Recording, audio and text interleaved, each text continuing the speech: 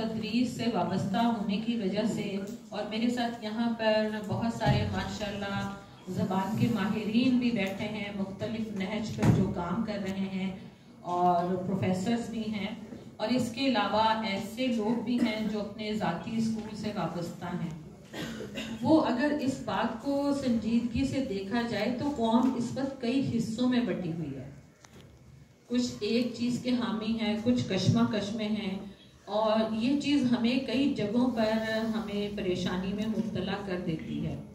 दूसरी इसके अलावा जो अहम बात है वो ये है कि जो कौमी ज़बान होती है, ज़बान एक राब्ता, एक ऐसी डोरी है जिसमें सारे मोती पिरोए जाते हैं।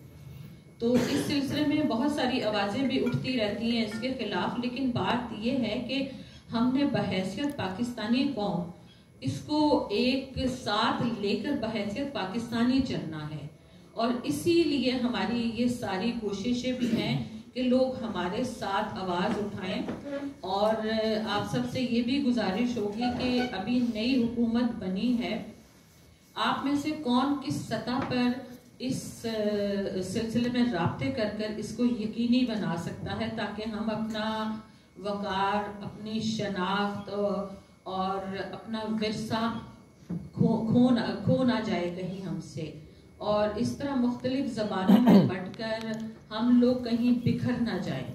ये एक बहुत ही अहम नुक्ता है जिसके लिए हम लोग इस पर काम कर रहे हैं। आप सबसे गुजारिश है कि आप सब इस सिलसिले में हमारा साथ दें। एक और बात,